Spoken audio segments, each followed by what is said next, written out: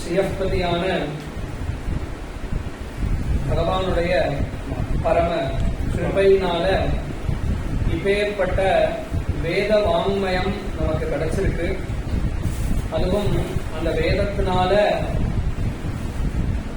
வேத்தியனாக வேதத்தினால் அறியப்படக்கூடிய பிரம்மதத்துவமான பரமாத்ம வஸ்துவை தெரிஞ்சுக்கக்கூடிய ஒரு அவகாசம் பகவானுடைய கிருபையினால நமக்கு கிடைச்சிருக்கு. மேலும் மகாபுருஷாலுடைய சன்னிதானம், அந்த சன்னிதானத்துல இப்பேற்பட்ட பிரம்மசபை, பெரிய பெரிய வித்வான்கள் எல்லாம் பிரம்மசூத்திர பாஷ்யங்கள், கீதா பாஷ்யங்கள் முதலியவைகள் எல்லாம் உபதேசம் பண்ண இடம். அப்பேற்பட்ட ஸ்தானத்துல நமக்கு 4 வார்த்தை சொல்றதுக்கு அவளுடைய மகான்களுடைய கிருபையினாலேயே நமக்கு ஒரு வாய்ப்பு கிடைச்சிருக்கு. ஒவ்வொரு உபன்யாசமும் ஒவ்வொரு விஷயமான வேதாந்தபரமாக அல்லது முக்தி சாதனமாக அல்லது சித்த சுத்திக்காகவும் இருக்கக்கூடியதாக, இதெல்லாம் கிடைப்பதற்கு ஹேதுவா இருக்கிற மாதிரி அமையிறது எல்லா உபன்யாசங்களும். அதுல முக்கியமா இன்னைக்கு உபன்யாசம் பண்ணணும் அப்படிங்கிறச்சே உத்தவ கீதை சொல்லலாம் அப்படின்னு பகவத் பிரேரணை. இந்த உத்தவ கீதையில பல விஷயங்கள் பகவான் உபதேசம் பண்ற. பகவத்கீதை மாதிரி உத்தவ கீதை. அர்ஜுனன் ஒரு விதமான சிஷ்யன், உத்தவன் ஒரு விதமான சிஷ்யன். அதே கீதாச்சாரியன் ஒருவர் தான். உத்தவகீதைக்கும் சரி பகவத்கீதைக்கும் சரி ஆச்சாரியன் ஒருவர் தான். ஆனா சொல்லப்படக்கூடிய விஷயமும் அதே பிரம்மவஸ்து தான். ஆனா சொல்லக்கூடிய ரீதிங்கிறது வேற. ஏன் அப்படின்னா ஒருவருடைய பாத்திரம், அந்த அவருடைய சுபாவங்கள், அவர் இருந்த சூழ்நிலை அது வேற. அர்ஜுனன் இருந்த சூழ்நிலை போர்க்களத்தில், மேலும் அவனுடைய ஒரு மனோபாவங்கள்லாம் வேறுபடுவதால் அதே பிரம்ம தத்துவத்தை வேற பிரகாரத்துல பகவான் உபதேசம் பண்ணினார். ஆனா உத்தவன் பரமசாத்விகன், மகாவேதாந்தி, பரமபக்தன். அவனுக்கு ஏத்த மாதிரி இந்த உத்தவ கீதையை சொல்றார். அதனால இங்க கர்மயோகம், பக்தி யோகம், ஞான யோகம்னு இந்த விதானத்துல இல்லாமல் உத்தவனுடைய கேள்விக்கேற்ப அமையிறது இந்த உத்தவ கீதை அப்படிங்கிறது. உத்தவன் அப்படிங்கிறவர் ரொம்ப பிரசித்தம் பாகவத சமூகத்துல. ஹனுமார் எப்படியோ, பிரகலாதன் எப்படியோ, அம்பரீஷன் எப்படியோ, அவளுக்கு எந்த விதத்திலையும் குறைச்சலே இல்லாதவன் உத்தவன். சொல்றார் உத்தவன் எப்பேற்பட்டவன்கிறத ஒரே சரித்திரமா இல்லாம ஆங்காங்கு பாகவதத்தேன்னு நமக்கு கிடைக்கிறது உத்தவனுடைய மகிமை. திருத்தீய ஸ்கந்தத்துல 3வது அத்தியாயத்துல, திருத்தீய ஸ்கந்தத்துல 3ய அத்தியாயத்துல விதுரர் உத்தவனை சந்திக்கிறார் தீர்த்த யாத்திரையை முடிச்சுட்டு. அப்படிங்கிறது உத்தவனை பத்தி சொல்றார். அந்த இடத்துல உத்தவனுடைய சரித்திரம் வருது. உத்தவர் ஒரு யாதவன், யாதவ குலத்துல பிறந்தவர், பரமபக்தன். அவர் எப்படிப்பட்டவர் அப்படின்னு கேட்டா 5 வயசுலயே எப்படி இருப்பார் அப்படிங்கறத வர்ணிக்கிறார் வியாசர். காலமே குளிச்சுட்டு புஷ்பங்கள்லாம் எடுத்துட்டு, மந்திரம் தெரியாது, தந்திரம் தெரியாது, ஒன்னும் தெரியாது. ஆனா அவ்வளோ பிரியம் கிருஷ்ணனிடத்துல. சின்ன விக்கிரகத்தை வச்சுட்டு ஆராதனை பண்ண ஆரம்பிப்பாராம். ஆரம்பிச்சா பசி தெரியாது, தாகம் தெரியாது, தூக்கம் வராது, ஒண்ணுமே இருக்காது. சாயங்காலம் ஆயிடுமா. அம்மா கூப்பிட்டுட்டே இருப்பாளாம், சாப்பிட வாப்பான்னு. அப்படி இருந்தா கூட அம்மா கூப்பிடுறது கூட தெரியாம அந்த அந்த ஆராதனத்துல அவ்வளவு ஈடுபாடோட இருப்பானா பகவானுடைய விக்கிரகத்திலேயே. அதாவது நாம இன்னைக்கு அர்ச்சாவதாரத்துல பக்தியா இருக்கோங்கிறது வேற, ஆனா கிருஷ்ணருடைய சமகாலத்துல அர்ச்சாவதாரத்துல அப்பேற்பட்ட பக்தி. எல்லாரும் நேர கிருஷ்ணனை போய் கிருஷ்ண சந்நிதியில இருப்பா, ஆனா கிருஷ்ண சந்நிதியில மட்டும் இல்லையா, அந்த சமகாலத்துல கூட கொஞ்ச நேரம் கிருஷ்ணனை விட்டு பிரிஞ்சா கூட அந்த அர்ச்சாவதாரத்துல அப்பேற்பட்ட ஒரு பக்தி இருக்கக்கூடிய ஒரு உத்தவன் அப்படின்னு அங்க சொல்ற. மேலும் அந்த உத்தவன் இப்படி வளர ஆரம்பிச்சாராம். 7 வயசு ஆச்சு. பெரிய பெரிய யூனிவர்சிட்டி காலேஜ்ல இருந்துலாம் எப்படி ஸ்கூலுக்கு அவ ஒரு கேம்ப் போட்டு நல்லா படிக்கிறவன் யாருன்னு தேர்ந்தெடுத்து கொண்டு போவாளோ பொறுக்கி, அந்த மாதிரி உத்தவனை தேவலோகத்திலேருந்து ப்ரஹஸ்பதி சூஸ் பண்றாங்க. மகாபாஷ்யத்துல வியாக்கரணத்தை சொல்றச்சே இந்திரனுக்கு ப்ரஹஸ்பதி சப்தங்கள் எல்லாம் சொல்லி கொடுத்தார். சொல்லி கொடுத்தா அவனோட ஆயுசு போற மாட்டேங்கிறதான். அவ்வளவு புல்லிங்கத்துல ஆகாராந்த சப்தம் இருக்கு. ஒவ்வொரு சப்தமா சொல்லி கொடுத்து எத்தனை ஜென்மம் ஆகுது. இவரோ சொல்லி அழுக்காம சொல்லி கொடுக்கிறார். அவன் என்ன பண்றான்னா நடுவுல ரொம்ப உருவசிய பார்க்க இப்படி உட்காந்துருக்கான். அவர் சுத்தி பார்த்தார், இவர் யாரும் நமக்கு சரி வராது, இவங்க எல்லாம் லோக விஷயத்துல நாட்டம் உடையவர்களாக இருக்கா, சரி நல்ல சச்சிஷ்யனா ஒருத்தன பூமியில இருந்து பொறுக்கலான்னு வந்துட்டாராம். நேர வந்தா சாட்சாத் ப்ரஹஸ்பதே சிஷ்யா உத்தவோ புத்தி சத்தமா அப்படின்னு சொல்றார். அப்பேற்பட்ட குரு ப்ரஹஸ்பதி தேவகுரு. மேலும் ராமாயணத்தை பேசச்செல்லாம் பரஸ்பர உத்தரோத்தர யுக்தினாம் பக்தா வாசஸ்பதியதா அப்படின்னு ராமரை உபமானம் சொல்றச்சே, ராமர் எப்பேற்பட்ட புத்திசாலி. வாதங்கள்ல ஒரு ஆர்குமெண்ட் வந்தது. ஏன்னா அந்த காலத்து இன்னைக்கு மாதிரி ஆர்மி தனி, கோர்ட்டு தனி, காவல் தனி, இந்த மாதிரி எல்லாம் கிடையாது. அரசாட்சி பண்றவா தனியும் கிடையாது. காவலும் அதே மாதிரி நாட்டு பாதுகாப்பும் நீதிமன்றம் எல்லாம் அரசபை தான் அன்னைக்கு. அப்ப எல்லா துறையிலும் தேர்ச்சி பெற்றவனாக ஒரு ராஜா இருக்கணும். அப்ப ராமர் வாதாடினார் அப்படின்னு சொன்னா ப்ரஹஸ்பதி போல வாதாடுவார். உத்தரோத்தர யுக்தினாம் பக்தா வாசஸ்பதியதான்னு சொல்றார். அப்ப ராமருக்கே உபமானமாக, அதாவது பரமேஸ்வரனுக்கே சர்வேஸ்வரனுக்கே உபமானமாக சொல்ற அளவுக்கு யோக்கியதை அந்த ப்ரஹஸ்பதி. அவர் ஆசையா நான் இவனுக்கு தான் சொல்லிக் கொடுப்பேன்னு பொறுக்கி எடுத்துட்டு போனாராம். இங்க உத்தவனை மிதிலையிலிருந்து தேவலோகத்துக்கு அழைச்சிட்டு போய் சொல்லி வச்சாராம். சகல வித்யை மகா வித்வான் ஆயிட்டான். அதற்கப்புறம் திருப்பி பூமியில கொண்டு விட்டாச்சு. கரெக்டா அப்பதான் உத்தவன் வேதாத்தியனங்கள், சாஸ்திரங்கள், எல்லா நீதிகள் எல்லாத்தையும் கற்றுண்டு பூமிக்கு வந்த சமயம்தான் கிருஷ்ணர் கம்சவதம் பண்ணியிருந்தார். கம்சவதம் ஆனோன்னே உத்தவன்கிட்ட சொல்றா, உத்தவா நீ கோகுல பகவான கவனிக்கிறான். அங்க என்ன சந்தர்ப்பம் அப்படின்னு கேட்டா கிருஷ்ணர் மூஞ்சி பாடி இருக்கான். அப்ப உத்தவன் கேட்கிறான், கம்சனை வதம் பண்ணியாச்சு, தேவகி அம்மா வசுதேவர் அப்பா இவா எல்லாரையும் விடுவிச்சாச்சு, எல்லா யாதவர்களையும். ஏன்னா அங்க பாகவத சொல்ற நாடு கடத்திட்டான் அத்தனை யாதவர்களையும். பக்கத்துல இருக்கக்கூடிய தேசங்கள்ல அகதிகளா போய் இருக்கா. அத்தனை பேரையும் திரும்பி கொண்டு சௌக்கியமா வச்சாச்சு பகவான். ஆனாலும் மூஞ்சில ஒரு வாட்டம். அப்ப உத்தவன் கேட்கிறான், ஏன் நீங்க வருத்தமா இருக்கே அப்படின்னு. அப்ப பகவான் சொல்றா, யசோதையும் நந்தகோபரும் கோபிகைகளும் என்ன பிரிஞ்சு விரகத்தை தவிக்கிறா கோகுலத்துல, அவளை நினைச்சுட்டே நான் கஷ்டப்பட்டு இருக்கேன் அப்படின்னு சொன்னதும். மேலும் கேட்டார் பகவான், எல்லா சாஸ்திரங்களும் படிச்சையா, எல்லா சாஸ்திரங்களுக்கும் பொருள் தெரிஞ்சுண்டையா அப்படின்னதும், சகல சாஸ்திரங்களும் அத்தியனம் பண்ணினேன், ஆனா சர்வ சாஸ்திரங்களுக்கும் பொருள் என்ன அப்படிங்கறத தெரிஞ்சுக்க விரும்புறேன் அப்படின்னு பிரார்த்திச்சிருந்தார்.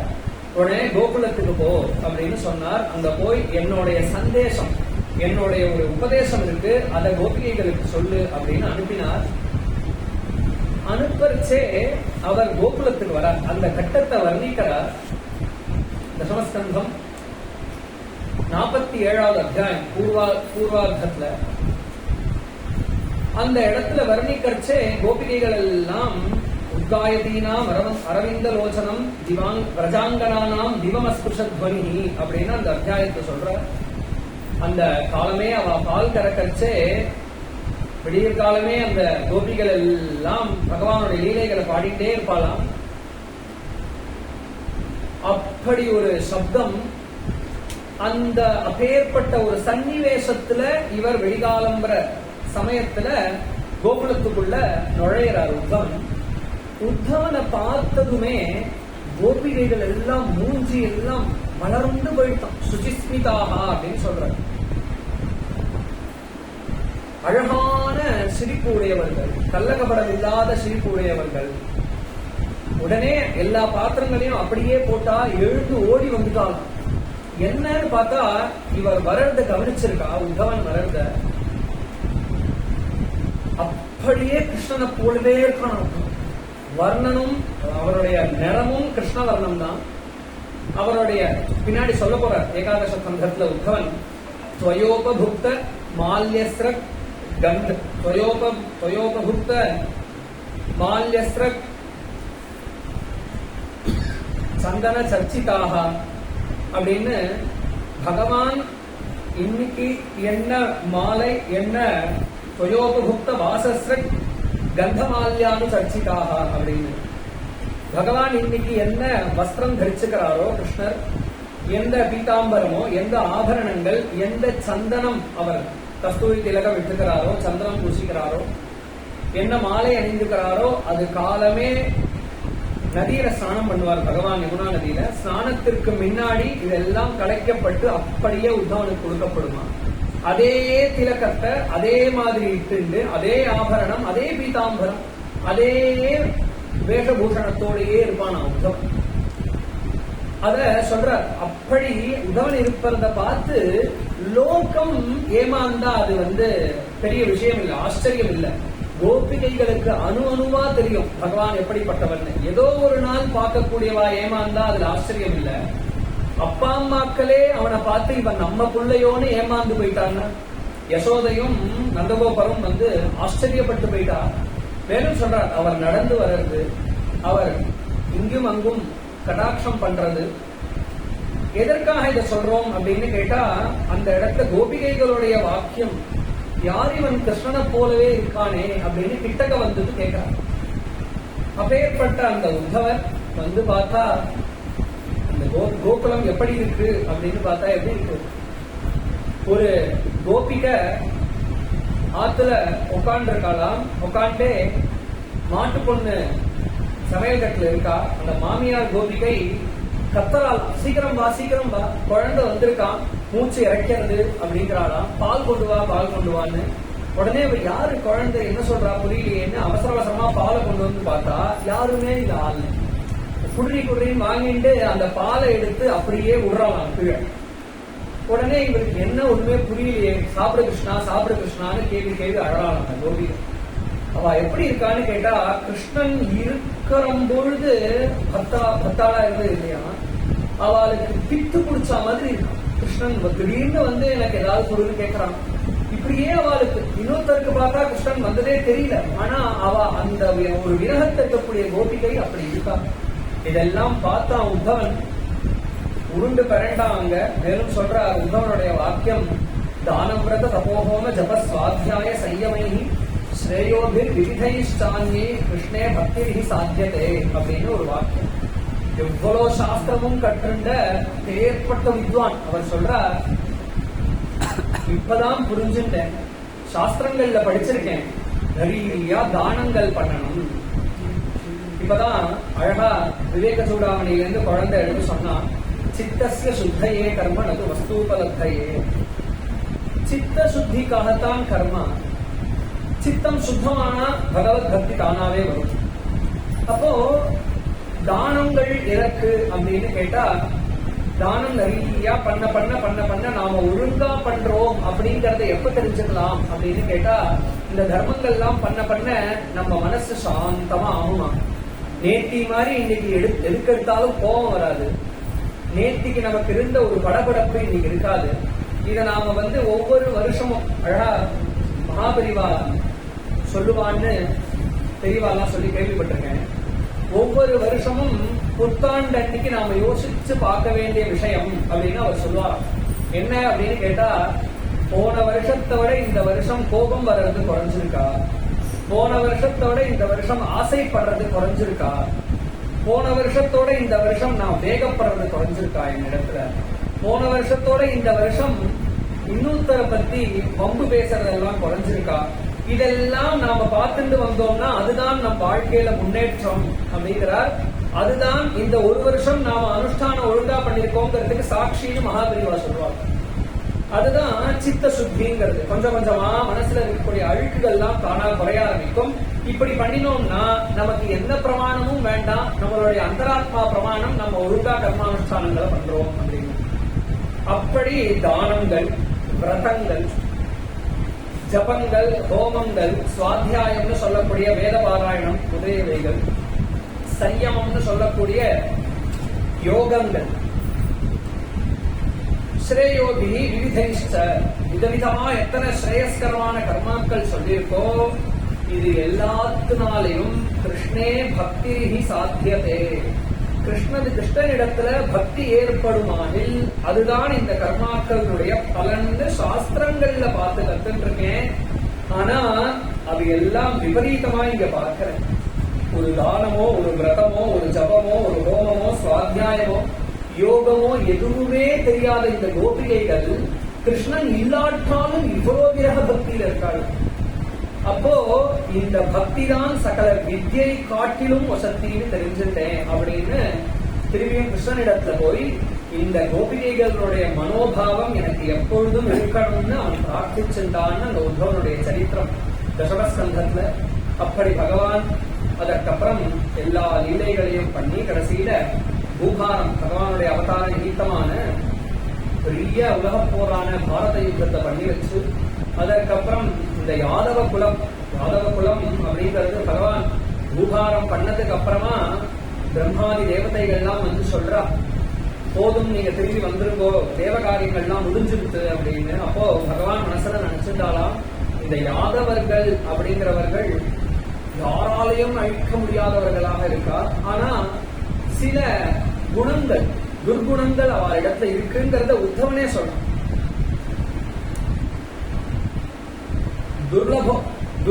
துர்பகோபத லோகோயம் யதவோ நிதராமபி அப்படிங்கிற ஸ்லோகத்துல இந்த லோகமே பகவானுடைய பிரிவினால துர்பாகியத்தை அடையிறது, அதுலயும் யாதவர்கள் ரொம்ப ரொம்ப மோசம் அப்படிங்கிற உத்தவனுடைய வாக்கியம். அப்படி என்ன அப்படின்னு கேட்டா, சன்னிகர்ஷோஹி ஜந்தூனாம் அநாதரண காரணம் அப்படின்னு ஒரு ஸ்லோகம் ராமாயணம். ஒருத்தர் கூடவே இருந்தா அப்படின்னு சொன்னா அவளுடைய மதிப்பு எப்பொழுதும் புரியாது. யாதவர்கள் கூடவே பகவான் இருந்ததுனால யாதவர்கள் கிருஷ்ணன் என்ன நினைச்சுட்டான்னு கேட்டா, நம்மள மாதிரியே இவனும் ஒரு சம்சாரி, நம்ம ஒரு மனைவி வச்சிருக்கிற சம்சாரி, இவன் 16,000 மனைவி வச்சிருக்கிற பெரிய சம்சாரி, நம்மளை காட்டிலும் பெரிய சம்சாரின்னு நினைச்சிருக்கான். அதற்கு உதாரணமே சொல்றார், ஜலே மீனா இவோடுபம் அப்படிங்கிற உதாரணத்தையும் அங்க உத்தவனுடைய வார்த்தை. எப்படி ஒரு பெரிய சமுத்திரம், அந்த சமுத்திரத்துல மீன்கள் எல்லாம் தண்ணியில மாட்டிண்டு தத்தளிச்சுட்டு இருக்கும், வெளியில வர முடியாம, அந்த சமுத்திரத்திலிருந்து கரையேற முடியாம அதிலேயே இருக்கும் அந்த மீன்கள். ஆனா அதுல ஒரு படகு இருக்கும், அந்த படகை ஓட்டுறவன் ஒருத்தர் இருப்பான். அந்த மீன்களுடைய அறிவு எப்படி இருக்கும்னு கேட்டா, நம்மளை போலயே இது ஒரு பெரிய மீன் போல இருக்கு அப்படின்னு. அந்த மீன்களுக்கு தெரியாது நாம சம்சாரத்துல கஷ்டப்படுறதுக்காக இங்க இருக்கோம், ஆனா இந்த சமுத்திரத்துல கஷ்டப்படுறவர்களை காப்பாத்துறதுக்காக இந்த ஓடம் இங்க இருக்குங்கிறது அந்த மீன்களுக்கு எப்படி புரியாதோ, அதே போல சம்சாரத்துல நம்மளை போலவே இந்த சம்சார சாகரத்துல கிருஷ்ணனும் இருக்கான்னு நினைச்சுட்டா மீன்கள் போல. ஆனா நாமெல்லாம் கஷ்டப்படுறதுக்கும் கஷ்டப்படுறவர்களை காப்பாத்துறதுக்காகவும் அவர் இருக்கார் அப்படிங்கறத புரிஞ்சுக்காம போயிட்டா அப்படிங்கிற ஒரு வாரம். அப்ப இந்த யாதவர்களுக்கு சில அப்பேற்பட்ட பக்தர்களாக யாதவர்களுடைய சரித்திரங்கள் எங்கேயும் தெரியல. அதனால பகவான் நினைச்சார் இந்த யாதவ குலத்தை சம்ஹாரம் பண்ணணும் அப்படின்னு நினைச்சார். ஆனா அவ்வளவு துஷ்டர்களாக இருந்த பொழுதிலும் யாதவர்களுக்கு ஏன் அப்படின்னா இதுக்கு பல உதாரணங்கள் நமக்கு செமந்தகமணியினுடைய உபாக்கியானம், சத்ராஜித் முதலியவைகள்லாம் எவ்வளோ பகவானிடத்துல வைர புத்தியோட நடந்துட்டா அப்படிங்கறதெல்லாம் யாதவர்கள் சரித்திரங்கள் நமக்கு தெரியுது. அப்போ இந்த எதுகுலத்தை சம்ஹாரம் பண்ணணும் அப்படின்னு ஜராசந்தன் துரியோதனன் உட்பட அழிஞ்சுட்டான். யாதவர்களுக்கு என்ன அப்படின்னு கேட்டா, அவ பகவானுடைய பட்சத்துல இருக்கிறதுனால யாராலையும் அவ ஒன்றும் பண்ண முடியல, துத்தர்களாக இருந்தாலும். அப்ப பகவான் நினைச்சா இந்த குலத்தை நம்மளே உபசம்ஹாரம் பண்ணணும் அப்படின்னு. அதற்கு ஒரு வியாஜமாக துர்வாசர் முதலிய மகர்ஷிகள், வசிஷ்டர், அத்ரி, விஸ்வாமித்திரர் எல்லாரும் வந்திருக்கா, வியாசர் உள்பட. அப்போ ஜாம்பவதியினுடைய மகனான சாம்பன் அவன் ஒரு அபசாரம் பண்றான். அந்த மகான்கள் இடத்துல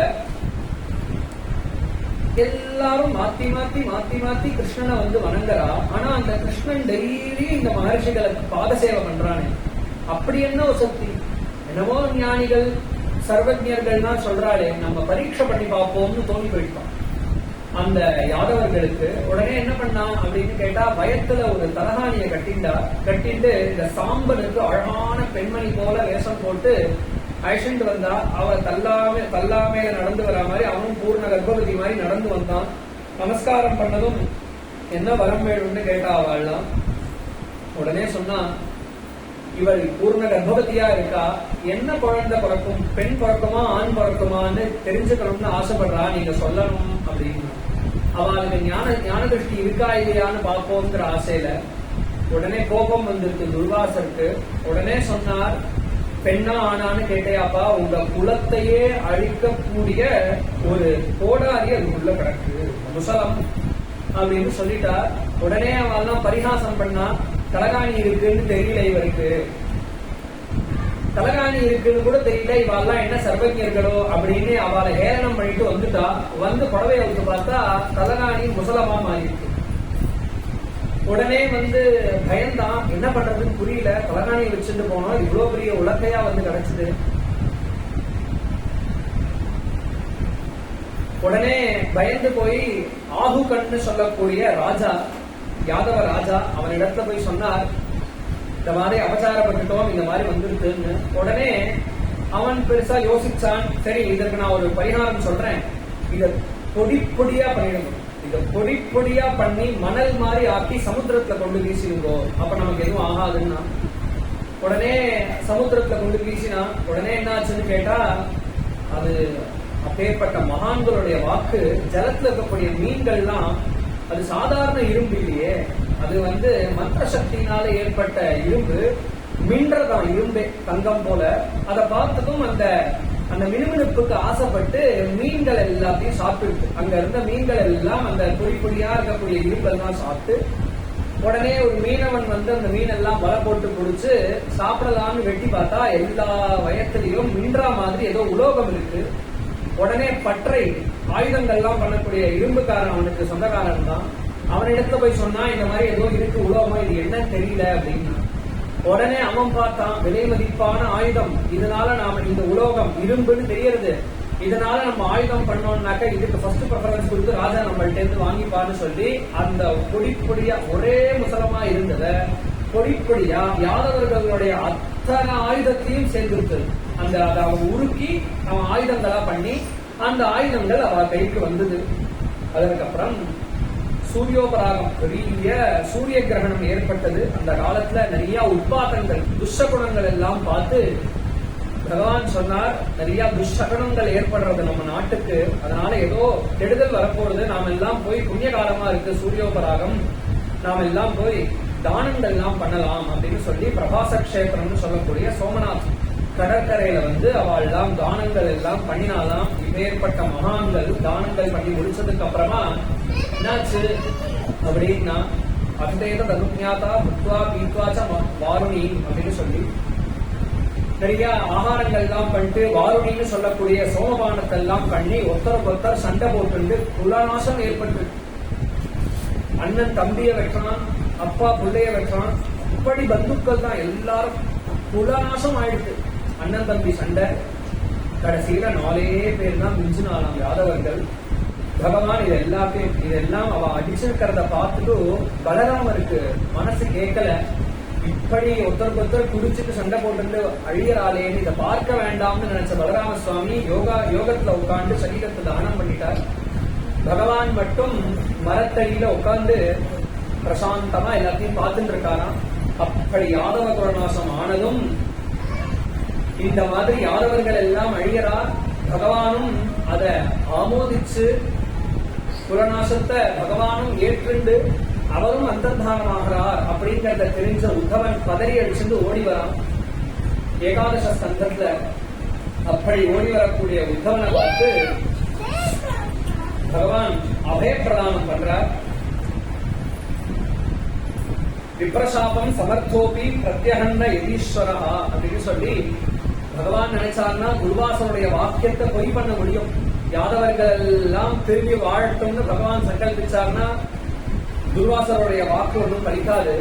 ஆனா பகவானுடைய அந்த யாதவ குலம் சம்ஹாரம் ஆறுதுங்கிறத வச்சு உத்தவன் புரிஞ்சுட்டான்.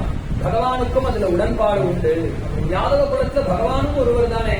அப்போ பகவானும் அந்த நாசத்தை அபிமதம் பண்ணியிருக்கார் அப்படிங்கறத தெரிஞ்சிருந்த உத்தவன் நமஸ்காரம் பண்ணி, என்னை விட்டு நீங்க பிரியக்கூடாது, நானும் உங்களோடையே வந்துடுறேன் அப்படின்னு உத்தவன் கதறார். உடனே பகவான்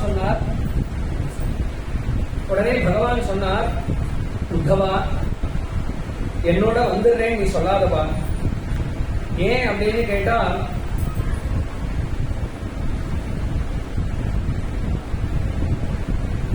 என்னால நான் இந்த பூமியை விட்டு போயிட்டேன் அப்படின்னு சொன்னா என்னால ஏற்பட்ட இந்த ஞானம் இருக்கே, இத்தனை நாளா என்னுடைய பிரபாவங்களும் என் ஞானங்களும் யார் அத அடுத்த ஜெனரேஷன் அடுத்த தலைமுறைக்கு யார் கொண்டு சேர்க்கிறது? ஏற்பட்ட ஞானத்தை சொல்ற நோத்தவா அன்பவி மன்யூனஹா யத் குணைர் நார்த்திக பிரபு அதஹா மத்வயுனம் லோகம் கிராணயன்னு இஹ திஷ்டது அப்படிங்கிற வார்த்தை பகவானுடைய வார்த்தை. எதுக்காக இவ்வளவு தூரம் உத்தவனுடைய சரித்திரத்தை சொன்னோம்னு கேட்டா, பகவானுடைய வார்த்தை உத்தவா அன்பவி ந மன்யூனஹா, ஒரு அணு அளவுக்கு கூட உத்தவன் என்ன காட்டிலும் கம்மியானவன் இல்லை. என்ன அர்த்தம்னு கேட்டா, நானும் உத்தவனும் ஒண்ணு அப்படிங்கிற அர்த்தத்தை பகவான் சொல்றார். அதஹா மத்வயுனம் லோகம் கிராஹயன்னே இஹ திஷ்டது, என்னால் பிரியப்பட்ட இந்த உலகத்தை காப்பாற்றிக் கொண்டு உத்தவன் இந்த உலகத்தை இருக்கட்டும். என்ன எப்படி காப்பாற்ற முடியும்னு கேட்டா, பகவான் இல்லாட்டாலும் பகவத் குணங்களையும் பகவானுடைய உபதேசங்களையும் தாரண பண்ணிட்டு வாழ முடியும். கோபிகைகள் கம்சவதம் ஆனதிலிருந்து கடைசி பரியந்தம், கம்சவதம் ஆரம்பிச்சே பகவானுக்கு 7 வயசு 11 வயசு, அதற்கப்புறம் 125 வருஷம் பகவான் இருந்தார்னு பாகவதம் சொல்றது. நூற்றுக்கணக்கான வருஷம் அப்பேற்பட்ட விராபக்தி உடையவர்கள் பகவானுடைய உபதேசத்தினால மனசை தாரண பண்ணிட்டு இருக்க முடிஞ்சது. அதனால அப்பேற்பட்ட உபதேசத்தை இந்த உலகத்துக்கு சொல்றதுக்காக உத்தவன் இருக்கட்டும் அப்படின்னு சொன்னார். அது என்ன உபதேசம் அப்படிங்கறத இப்போ சொல்ல ஆரம்பிக்கிறார். சப்தமோத்தியாயம். நமஸ்காரம்.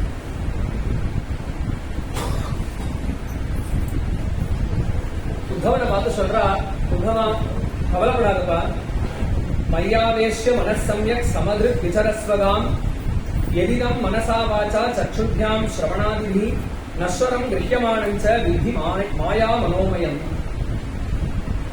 உலகத்துல எல்லா விஷயங்கள்லயும் பற்ற விட்டுடு, மனசை எப்பொழுதும் என்னிடத்திலேயே செலுத்து. மையாவேஷ்ய மனசம்யக் சமதிருக் விசரஸ்வதாம், நல்லது கெட்டது, நல்லவன் கெட்டவன், பிடிக்கும் பிடிக்காதுன்னு எந்த விஷயத்திலையும் ஒரு விருப்பமோ வெறுப்போ இல்லாமல் சமபுத்தியாக நீடு அப்படின்னு சொன்னார்.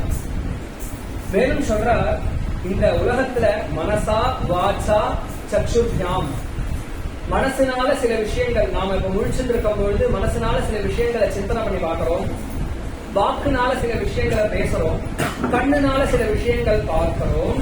பார்த்துட்டு இருக்கும் பொழுதே இதெல்லாம் பொய்ங்கிறத புரிஞ்சுட்டே பார் அப்படின்னு சொல்றோம்.